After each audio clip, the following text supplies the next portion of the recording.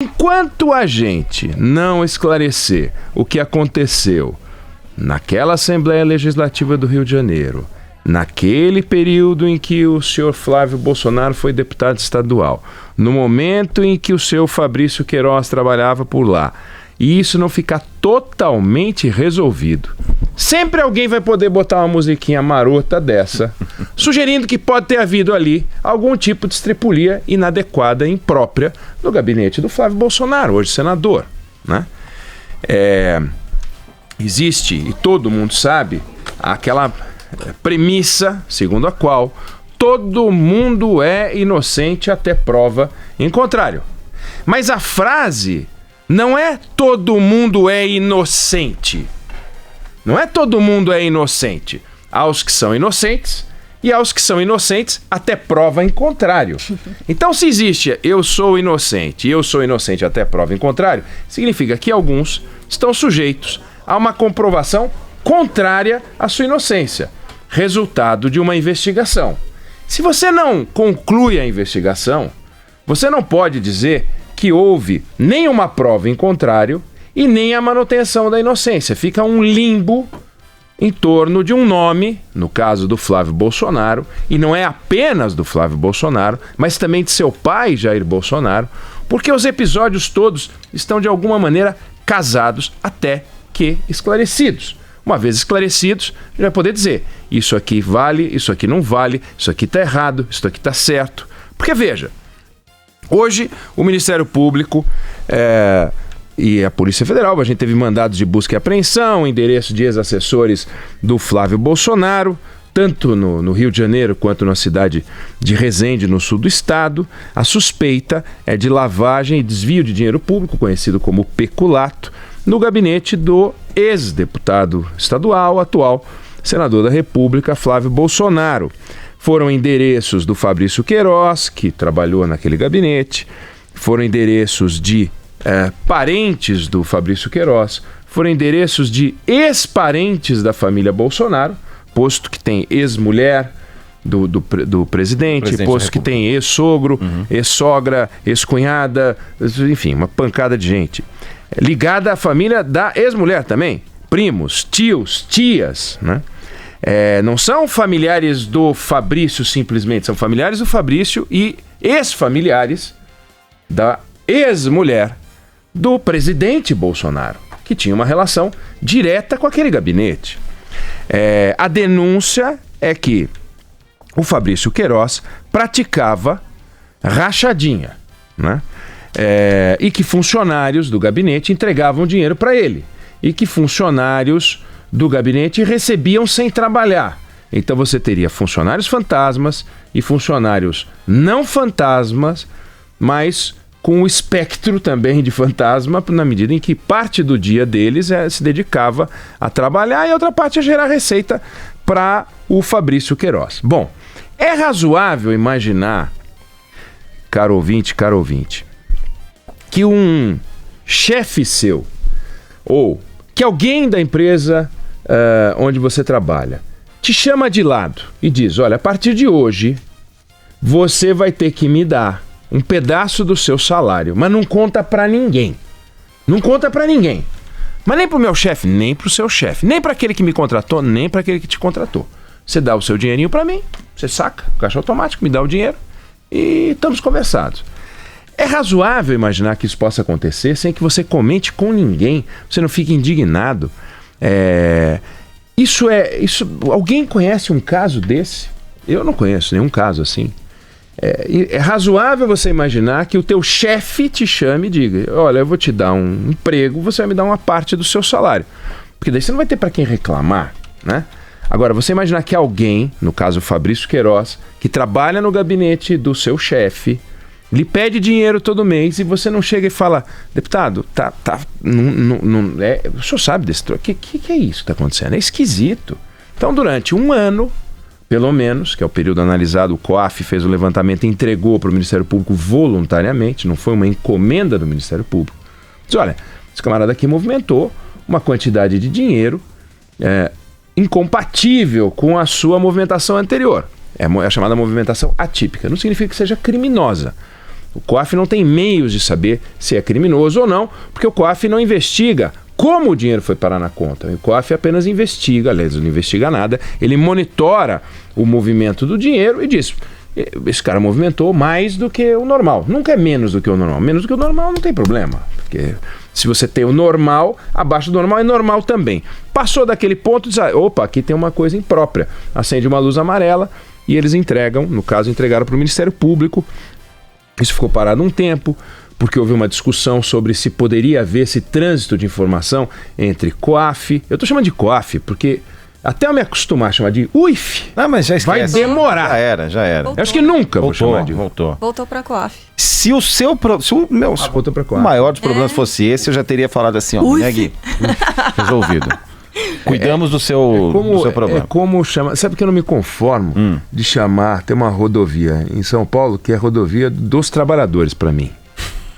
Chamava rodovia dos trabalhadores, porque foi assim que ela foi criada. Aí resolveram chamar de Ayrton Senna, que eu acho bacana, uma homenagem bacana. O Ayrton Senna, um jeito extraordinário. Mas já tem viaduto Ayrton Senna, tem um monte de coisa Ayrton Senna. Eu ainda falo, pega trabalhadores, na Trabalhadores. Eu sei que isso indica uma idade avançada. E sai na Avenida Nova, né? Essa também. Tem. Bom, o fato é, o COAF não tem condições, nem é esse o objetivo dele, nem é esse o propósito dele, de investigar a origem do dinheiro. Mas ele manda para o Ministério Público e fala: aqui tem um troço que eu não estou entendendo. Ele dá um sinal. Bom, dá um sinal e passa para lá. Aí começaram a investigar, houve a paralisação para que o Supremo Tribunal Federal definisse se pode ou se não pode haver esse trânsito de informação. O Supremo disse pode, então eles estão dando sequência. Por que esse caso ele tem um significado maior do que parece, né? Existe um cheque de R$24 mil que sai da conta do Fabrício Queiroz e vai parar na conta da primeira-dama Michele Bolsonaro. Então sai na conta do Fabrício Queiroz, não é do Flávio Bolsonaro, não é do Jair Bolsonaro, não é do Carlos Bolsonaro, não é do Eduardo Bolsonaro, não é de qualquer outro Bolsonaro, é do Fabrício Queiroz. Aí o presidente disse: opa, peraí, se eu sei explicar, esse 24 mil, vocês vão achar, vocês vão descobrir que não é 24, é 40, basta voltar um pouquinho no tempo, é um pagamento que ele me devia, no caso 24, uma parte do pagamento que ele me devia, porque eu emprestei para ele 40, porque ele estava precisando de dinheiro.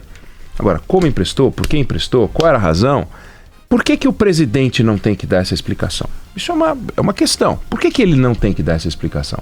Posto que ele é o presidente da República.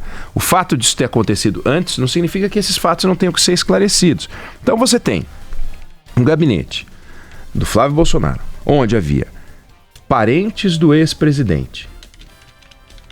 Na verdade, parentes do ex-presidente, enquanto ele era casado com a outra mulher, a primeira mulher dele. Você tem ali, naquele gabinete, repasses de dinheiro vivo para um assessor. Você tem ali um assessor que tem uma ligação umbilical com a família real, com a família presidencial. Você tem ali uma transferência de recursos deste personagem para a primeira-dama, atual primeira-dama, porque tem a ex-primeira-dama que também participava como funcionária, que é a ex-mulher dele. Então você tem uma relação muito importante que precisa ser esclarecida. Aí você diz assim: não, mas espera aí, gente, vocês estão fazendo uma confusão, imprensa marrom, mídia golpista, todo um bando de gente vendida ao PT e tal. O PT começou com um discurso moralista. O PT nasceu dizendo que ia mudar tudo e que a nova ética ia surgir. A gente viu que a nova ética do PT está aí. O Lula foi parar na cadeia com a nova ética nas velhas práticas. Não só ele, Zé Dirceu, tem uma petezada poderosa foi parar em cana, no Mensalão e no Petrolão. Para com isso. Então a gente não tem nem que acreditar, nem que desacreditar, a gente tem que investigar. Bom, este caso, se a gente for olhar, a gente vai ver que aconteceu em pelo menos 10 Assembleias Legislativas do Brasil. Em pelo menos 10 Assembleias Legislativas do Brasil, você tem denúncia de rachadinha. Então, não é que isso é inédito e então as pessoas estão um pouco confusas e acabam atribuindo a este episódio características que ele não tem. Pode ser até que este, como exceção, não tenha, mas em pelo menos 10 Assembleias Legislativas, Bahia, São Paulo, Paraná, Mato Grosso, Pernambuco, Rio Grande do Sul, Alagoas, 10. Teve rachadinha investigada. E como é que funcionava? Funcionários entregavam dinheiro para alguém do gabinete ou entregavam dinheiro para o deputado. Qual é a diferença? A família Bolsonaro vai ter que explicar a diferença. O Ministério Público vai ter que explicar a semelhança para poder provar que ali tem uma coisa criminosa semelhante a os outros. Agora, a gente tem razões para esperar um esclarecimento, porque em 10 Assembleias Legislativas isso aconteceu exatamente assim. Então fica aquela história, vai ver que aconteceu assim, mas não é esse o caso. Aí você vai para as câmaras municipais. Itabira, em Minas Gerais, Belo Horizonte, São João da Barra, no Rio, Curitiba, Mojimirim, em São Paulo, Ipatinga, também em Minas, Crateús, no Ceará, São Bento do Sul, Santa Catarina, Itiquira, no Mato Grosso, Campinas, em São Paulo, São Lourenço, em Minas Gerais, Sete Lagoas. 200 mil histórias iguais. Iguais. Vereadores condenados por rachadinha, vereadores afastados por rachadinha. Aí tipos de rachadinha diferente. Rachadinha com o servidor do gabinete, rachadinha com a indicação no executivo. O funcionário que o deputado ou o vereador indicava para o executivo tinha que dar um dinheirinho de volta. Mas casos de servidores obrigados a fazer um empréstimo consignado e entregar dinheiro para o parlamentar. Isso é uma coisa assim, é um absurdo isso. E neste caso, o que a gente está enxergando é algo que se parece com essas outras histórias. Então, tá lá um corpo estendido no chão, precisa saber o que foi. Foi ataque cardíaco, foi suicídio, foi homicídio, não sei, tá lá um corpo estendido no chão. Tem algo a ser investigado, né?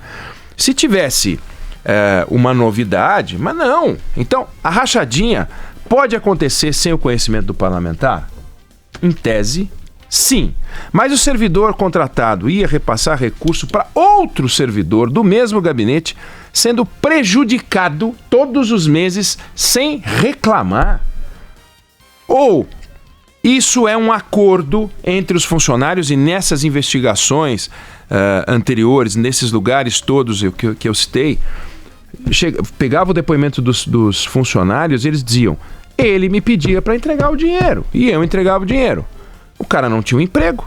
Muitos desses funcionários fantasmas, inclusive no gabinete do Flávio Bolsonaro, gente que fazia faculdade de medicina. Tem um aqui que fazia faculdade de medicina em Barra Mansa, a 130 quilômetros da Assembleia Legislativa, full time. Que horas ele trabalhava?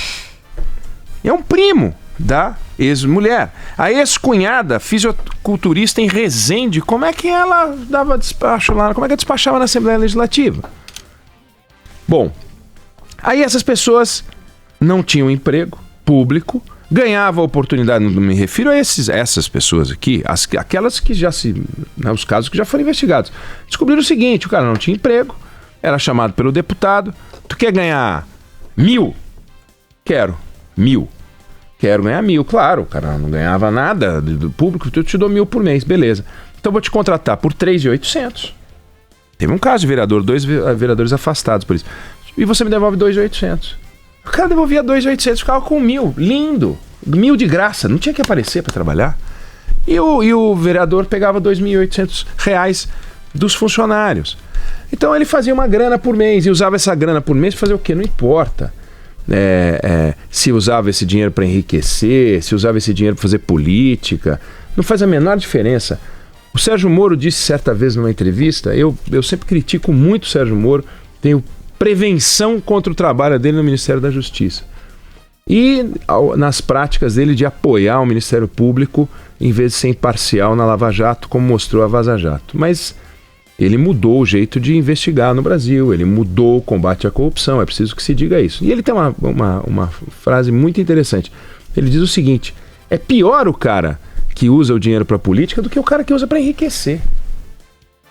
Parece meio esquisito isso, mas o cara que usa para enriquecer, ele não usa aquilo em desfavor de um outro candidato que não tem os mesmos recursos para competir com ele na política. Ele compra Mercedes, compra apartamento, é uma canalice. Mas o cara que bota na política e se vangloria dizendo: não, eu sempre usei aquilo, nunca usou, é caixa 2. Não, caixa 2, meu. Você usa o caixa 2, aí o outro que não tem vai estar numa briga desigual contra você. E você vai ganhar a eleição. Então você se perpetua se você pegar o dinheiro, roubar o dinheiro e não enriquecer. Aí é que você se perpetua no poder.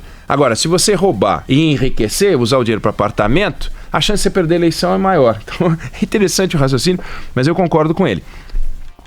Nesse caso aqui, tem que ter esclarecimento. Ou seja, hoje voltar às operações significa que esse caso voltou a andar. Vão falar que há uma perseguição, o Ministério Público está perseguindo, a Polícia Federal está perseguindo. E eu acho incrível como a Polícia Federal e o Ministério Público perseguem centenas de pessoas no Brasil. Porque todo mundo, do vereadorzinho